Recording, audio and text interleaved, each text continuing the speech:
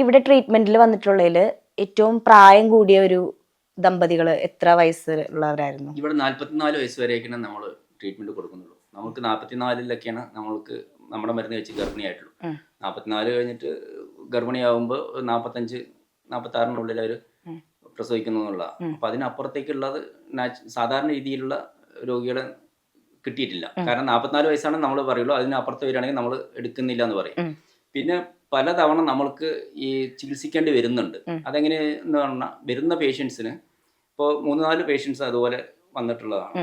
അവർക്ക് fallopian tube രണ്ടും എടുത്തു കളഞ്ഞിട്ടുള്ളതാണ്. കാരണം ട്യൂബൽ പ്രഗ്നൻസി വന്നിട്ട് പോയതാണ്. വേറെ ഓപ്ഷൻ ഇല്ല. നമ്മുടെ മരുന്ന് കഴിച്ചാൽ ഒരിക്കലും അവർക്ക് കുഞ്ഞുങ്ങൾ ഉണ്ടാവാനുള്ള സാധ്യതയില്ല.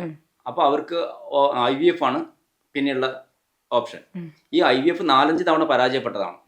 അപ്പോൾ ആ സമയത്താണ് നമ്മുടെ അടുത്ത് വരുമ്പോൾ നമ്മൾ പറയാറുണ്ട്, നിങ്ങൾക്ക് ട്യൂബ് പ്രഗ്നൻസി ഒന്നും ട്യൂബ് ഇല്ലാത്തത് കൊണ്ട് നമ്മുടെ ചികിത്സ നേരിട്ട് ഫലിക്കാനുള്ള സാധ്യതയില്ല. ഈ മരുന്ന് കഴിച്ചതിന് ശേഷം നിങ്ങൾ ഒന്നുകൂടിയിട്ട് ഇന്ന് IVF ചെയ്ത് നോക്കുന്നു. അങ്ങനെ IVF ചെയ്തിട്ട് 48 വയസ്സിലും 47 വയസ്സിലൊക്കെ കുഞ്ഞുങ്ങളായിട്ടുള്ള കുറേ പേരുണ്ട്. അത് നമ്മൾ പറയാത്തതെന്ന് വെച്ചിട്ടുണ്ടെങ്കിൽ അത് നമ്മൾക്കാണോ അതിന്റെ സക്സസ് റേറ്റ് പോണത്, IVF ആണെന്ന് അറിയില്ല. IVF എനിക്കാണെന്നാണ് വിശ്വസിക്കുന്നത്. കാരണം ഇതേ IVF 4 തവണ പരാജയപ്പെട്ട ഒരാൾ പിന്നെ എന്റെ ചികിത്സയ്ക്ക് ശേഷം വന്ന IVF ആണ് അവർ കുഞ്ഞായിട്ട് സക്സസ് ആയത്. അപ്പൊ ഞാനതിന്റെ ഇത് ക്രെഡിറ്റ് ഞാൻ എടുക്കുമ്പോൾ മറ്റേ ഡോക്ടർ അവർ ആ ക്രെഡിറ്റ് എടുക്കും. അപ്പോൾ രണ്ടുപേരും ക്രെഡിറ്റ് പങ്കിട്ട് പോകുന്നു അത്തരം പേഷ്യൻസിൽ. അതൊരു ഇത് മാത്രമേ ഉള്ളൂ. ഞാൻ നേരിട്ട് എടുത്തിട്ടുള്ളത് 44 വയസ്സ് വരെയൊക്കെയാണ്.